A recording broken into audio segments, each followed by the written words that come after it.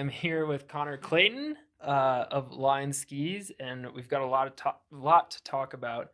But for the Blister audience, could you just give us a little bit of a background on how you got involved with Line Skis, what you've been doing there, what your current position is there? Yeah, would love to. Thanks for the little intro. Yeah, I'm Connor. I'm the marketing manager at Line Skis. Been with Line for about 3 years now. Yeah, 3 years in January, so just over that now. Started, I guess, going back a little bit. Yeah, I grew up on the East Coast, Connecticut mostly. Skied in Vermont a ton.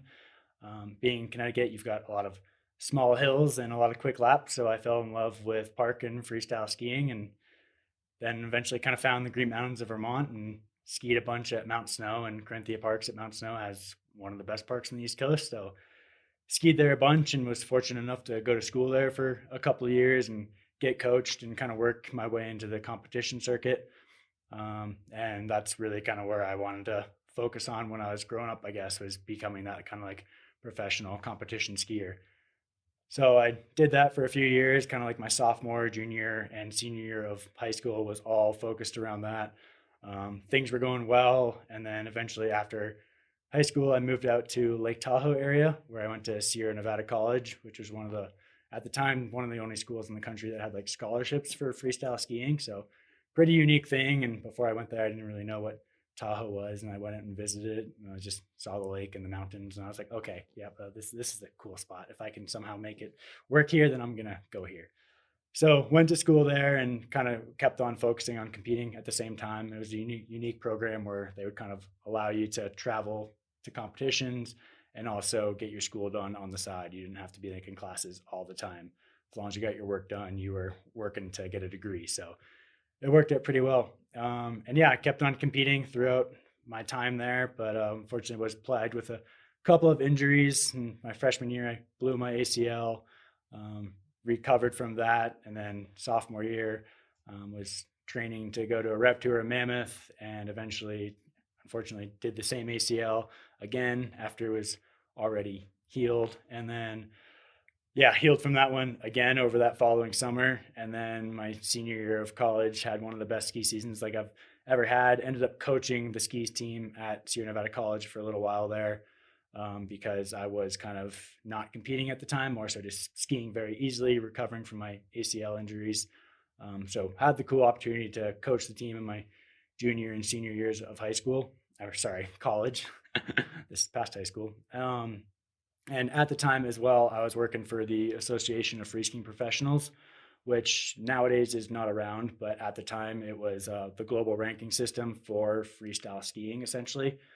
So there's FIS and AFP, and AFP was a little bit inclusive, where they included events like Dew Tour and X Games into their global ranking system, whereas FIS doesn't always certify those events. So the athletes there doesn't necessarily get points towards their global rankings, which can lead them to Olympics or other invites, or just seeing allowing sponsors to see how they're doing.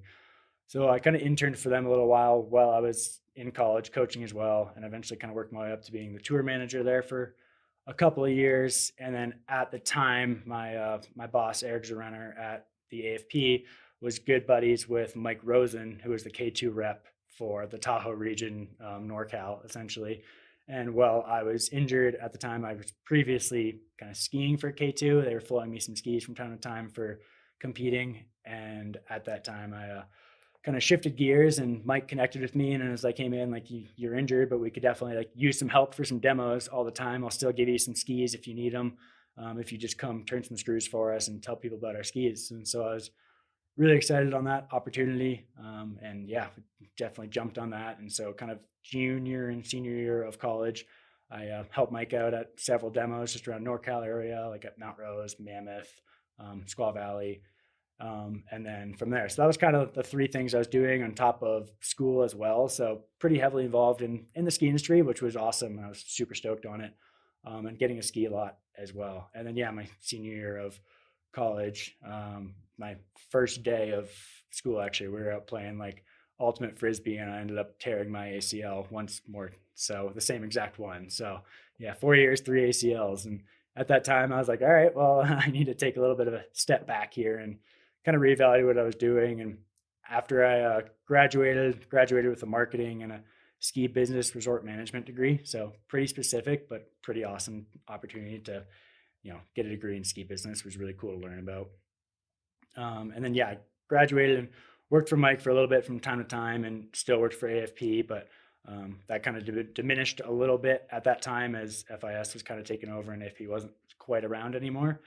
And then I wasn't coaching quite as much anymore because I was also rehabbing from my ACL. So I started just doing some freelance marketing at the time. In Tahoe, there's a lot of, small local shops that don't have a whole lot of online digital presence, social media, website, anything of that sort. So I kind of saw that as an opportunity to maybe I can just, go around to some local businesses and help them out for the time being and grow their marketing essentially and try to get them some more customers in the off season. Because obviously Tahoe's blowing up in the winter and summer, but you've got spring and fall that are the shoulder seasons there, like any mountain town. So I did that for a while, but as anybody probably knows that's tried to kind of do their own thing, it gets very tiring and very difficult to do until you really learn and get that experience. And so eventually I kind of took a step back and I was like, all right, I should probably get like a full-time job and get some more experience under my belt. Maybe I can come back to this down the road.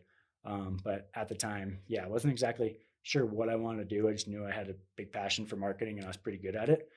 And so I just kind of started browsing the forums, I guess, and LinkedIn essentially, and saw a job posting for, marketing specialist for line skis and full tilt boots. And I was like reading, the job description, sent it to my dad, and we were both super stoked on it. Like, wow, that sounds pretty perfect. And so I went ahead and applied, and then I contacted Mike Rosen. I was like, hey, I just applied to this. Is there anything you can do, anybody at Line or Full Tilt that you can contact for me? And he was amazing enough to contact Josh Malchek for me and give me a really good review.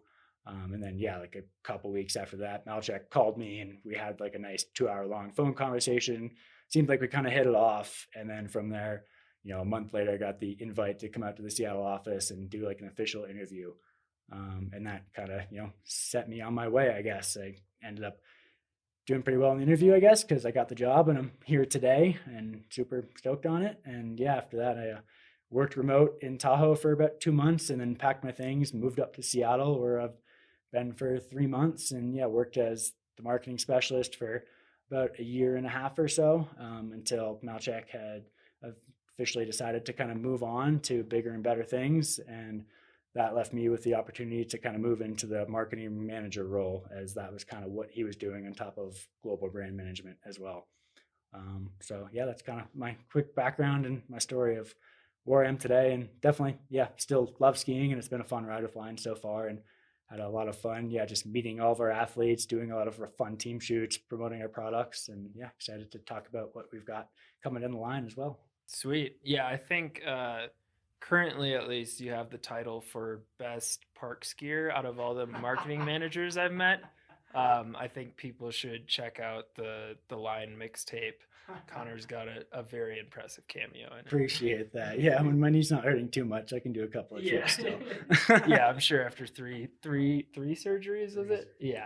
That's rough. But anyways, I think we can move on to some new skis that I'm personally very excited about, as any listeners of our Gear 30 podcast now know. They're called the Line Blade Optics. Let's start with just a background on this new collection of skis. Where did kind of the idea for this line start? How are you kind of trying to slot them in with the other collections in the whole series? Definitely. So a little bit of background, as anybody who's watching this probably knows, Line's always been kind of like that freestyle heavy brand, I would say. Like, we've always had the Chronic, we have the Tom Walsh Pro now, we've always had the Blend, we've always been big players in that realm. And we've definitely like dipped our toes into the Freeride scene from time to time. I mean, there's like back in the day, there's the Prophet, right? There's the Influence. You move on up to the Supernatural. So you've got like the metal-laminate skis, the Freeride team with Dylan Sagers leading the charge, for example.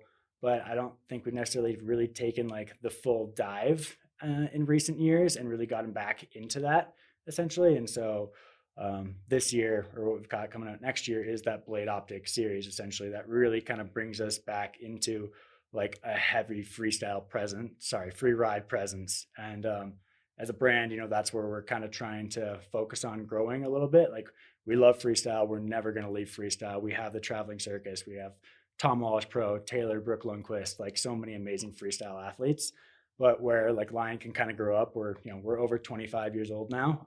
Every brand's got to grow up eventually, right? And a lot of our fans and skiers that utilize Lion all the time are at that age now where they're not using freestyle skis all that much anymore, and they're looking for something to go shred the whole mountain essentially, or maybe they've got a family and they want to go have fun with their kids on the hill or something. So as a brand, we're kind of looking into that and seeing how we can kind of grow with them.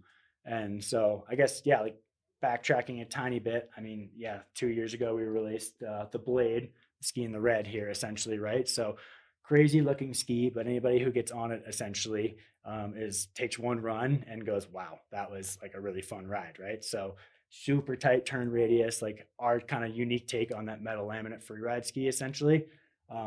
Basically, it's got gas pedal metal in it, which is Titanol going horizontally across the ski. That gives you like power and structural rigidity from edge to edge when you're on that turn. But what it doesn't have is any vertical metal. And in Line, we like to keep our skis, fun essentially. And so that still allows that ski to flex. And, if you want to butter a little bit on it or like just play around on it a little bit more, it allows you to do that.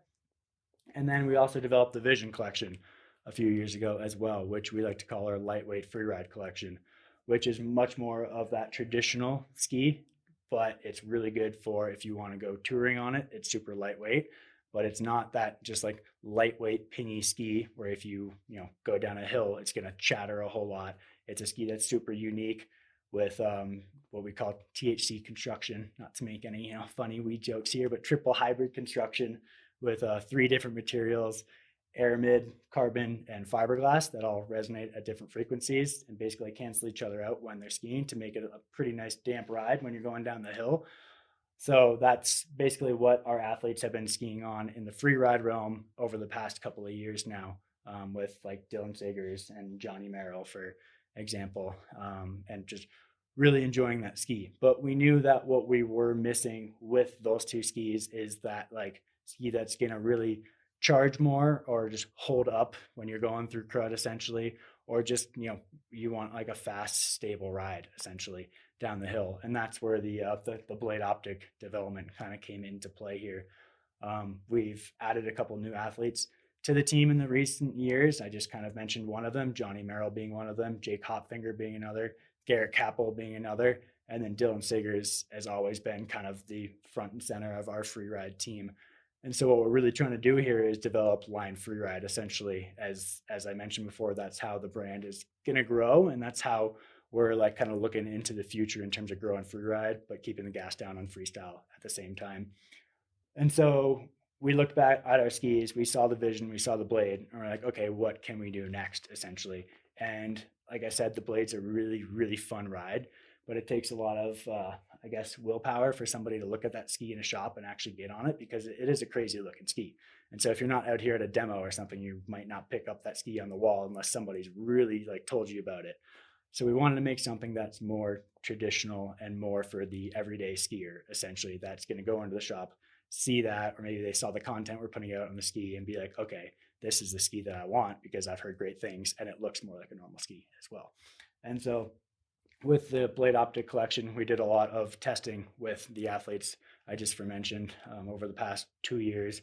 We've developed a ton of prototypes that we've given to Johnny, Jake, Dylan, and Garrett. A little fun fact, last year when Jake Hopfinger got second place in Kings and Queens of Corbetts, he was on a Blade Optic 114 prototype, and he was just absolutely so stoked on that ski and just asking if he could have more and more pairs because he was so excited about it. Dylan Sager's been on them for the past 2 years. Johnny Merrill was on them all of last season. So kind of trying to keep everything under wraps, but really getting these athletes involved with Peter Brigham, our engineer, who's done amazing work on these skis, essentially. And just working with them on a daily basis in terms of, hey, like, what you liked about the ski? What didn't you like? Like, how can we make this better so that, you like it, but also the general public is going to love the ski as well. And so I guess getting into the ski a little bit more here, like with the actual Blade Optic, if you can't tell by the name, it's kind of mirroring the Blade and the Vision together. So if you look at the ski, the Blade Optic has what we call gas pedal metal, and that's what we pull from the blade. If you look at the blade, you see a kind of a crazy chevron shape going up the ski that you would almost think of pressing down like a gas pedal, I guess you could say. So that's the metal that's going horizontally across the ski. If you look at the Blade Optic closely underfoot, you can see the same exact chevron shapes. And that's where the tech kind of comes in. And then the vision is much more of that kind of traditional looking ski. And we're really happy with the kind of the chassis of the vision. But we also made a couple of small tweaks to it and basically mirrored that with the blade. And that's how we came up with the Blade Optic. So it's got that gas pedal metal underfoot, but it also has a nice sheet of metal going in the tip and the tail of all the 96, 104, and 114. So you have that really nice sturdy ride that's going to allow you to kind of charge down the mountain. But with line, we want to keep everything kind of like fun and super easy to slash at the tails as well. We don't want you to be like fully locked into that turn essentially. And so that's one thing we really focused on with all the athletes as well is, okay, like, yeah, you can rip this down the hill. It charges through crud. Like you can stomp a cliff on this, but like how well can you butter on it and deep powder still, you know, like how much can you like slash out your tail and do a little manual that like maybe some other metal laminate skis can't. And so that was just one of the main focuses we really worked on. So the skis all, if we say so ourselves, like turn really well, ski really well, but they still have that line flair where, you know, I don't want to use the word playfulness, but if you want to make the mountain your playground, you can probably do it in the Blade Optic. But I will say real quick, the 92 does not have any metal in it. And a big reason for that is this whole collection is replacing the Sick Day collection next year, which I know might be a shocker to some people. And a lot of people we talked at the summit this year were wondering where the Sick Day collection was. And so, but we quickly explained that with the Blade Optic 92, there's no metal in it. So it's kind of mirroring the Sick Day 88 and the Sick Day 94 as a super lightweight, intuitive ski that is nimble, easy to use, and almost like the gateway into the rest of the collection, essentially. And we're very psyched in how that ski came out for whatever you want to ski it, whether it's, you know, just like all mountain or funny enough, I actually just mounted a pair to use in the park, which is not its intended purpose, but it's so fun that I'm going to use it wherever I can. So yeah, pretty excited about this collection. Sweet. Well, you mentioned the Sick Day collection. It's one that here at Blister we were very fond of. And while we're very excited about these skis, we're also always sad to see a favorite go. But for people out there who are curious about Sick Day versus Blade Optic across kind of, if you had to generalize across those two collections of skis, how would you compare them? So yeah, the Blade Optic, with it being kind of our new take on that metal laminate freeride ski, like it's basically freeride through a new lens for us, like unique freeride ski. It's going to be a lot damper, a lot sturdier, and even maybe like a lot faster than what the Sick Day collection was. Like the Sick Day collection was kind of that nice, like lightweight, easy to use ski essentially. But we also have the Vision collection, which if you look at the Vision, there's a Vision 98, Vision 108, and Vision 118. And the Vision 118 over the past couple of years already replaced the Sick Day 114. And that's because if you look at it, we think that the Vision collection basically skis as well as the Sick Day collection as a whole. And it's more lightweight as well, which is a huge trend nowadays in terms of what consumers want. So we're pretty happy with like promoting the Vision collection as almost that like new and improved Sick Day for right now. And as I mentioned with that Blade Optic 92, that is still for anybody who wants that like lightweight, intuitive ski that's still super easy to use in that 88 to 94 waist width. That's, you know, taking that place essentially for those Sick Days. For the rest of the Blade Optic collection, like I said, it's definitely going to be like much of a sturdier ride essentially. You're going to feel really confident on these skis, and they're going to go really fast for you and just turn really well while keeping, yeah, like I said, keeping Line's mentality of still having fun in your skis and not keeping you fully engaged in a turn, or if you want to slash your tails or have fun in the ski, it's still going to be able to do that. All right, so this is Blister after all, so we're going to get into some of the nitty gritty details.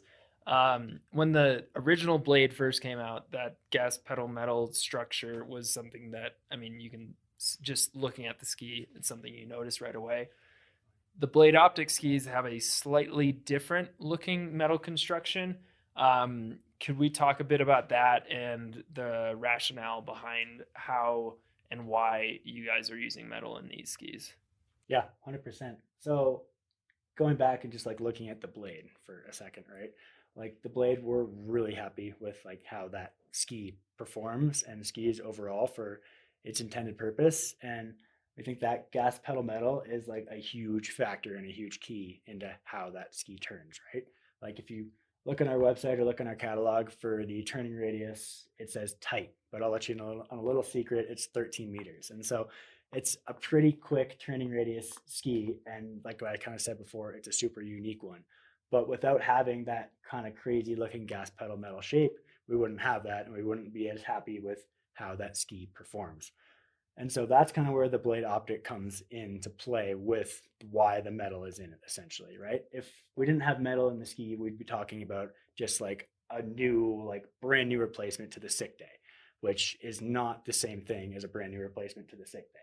It's a new ski that we're developing and a new ski that we're super happy with to go out and basically compete with some of the other big brands that Line maybe didn't compete with before, essentially.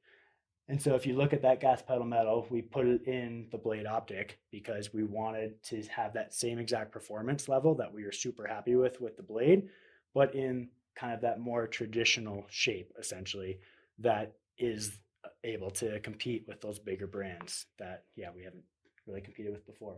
So gas pedal metal underfoot allows the Blade Optic to really have like the structural rigidity that the Blade has. So if you're turning, whether it's just on a groomer, turning through crud, some slush even, you're going to have like a lot of power edge to edge essentially, and you're going to feel a lot of grip because there is that metal in that ski. It's going to add that little bit of extra weight in there that you need to absolutely rip a turn and rail it on edge. And so that's the gas pedal metal underfoot. And what the Blade doesn't have is metal that runs vertically through the tip and the tail of the ski, or metal that runs vertically in the ski at all. And so that allows it to chatter a little bit still if you're in conditions that aren't exactly ideal for the Blade, maybe some deeper snow or maybe some super hard crud, I guess, if you're going through. But with the Blade Optic, we did put metal in the tip and the tail and running all the way vertically through the ski, essentially. And the reason for that being is because we wanted a ski that really could go fast and handle anything from groomers to crud to slush to powder to like the heavy snow that we were kind of skiing today, for example. So basically something that is super versatile that you can depend on, from the 96 and the 104 being like the most versatile in the collection, from skiing groomers to off piste a little bit, to the 114 that you can take in like the deepest of powder, but absolutely rip through powder because you've got that nice, damp, stable ride under your feet. And that's just going to give you the confidence that, a ski that doesn't have that same metal layup wouldn't give you, essentially. Got it. Yeah, I was out on the 114 today skiing a lot of very deep, fairly soft, but pretty dense chop. And one thing I noticed, like having skied the 96, 104, and 114, that 114 does feel just like a bit more ski than the other ones. So I guess we might as well talk about, apart from the usual qualifiers that come with different waist widths, anything in particular that you want to highlight about the 96 versus the 104, or the 104 versus the 114, or just how you're thinking about the different models in the line? I think so. We did a team shoot with 7 of our athletes 2 weeks ago with the Blade Optic, basically to just make a really cool video and show what these skis can do. So a little plug, stay tuned for that. But one thing that really stood out to me with the Blade Optic 114 is that's kind of going to be like one of our athletes' favorite skis, because for them, they're always out there skiing deep power, stomping big cliffs, for example.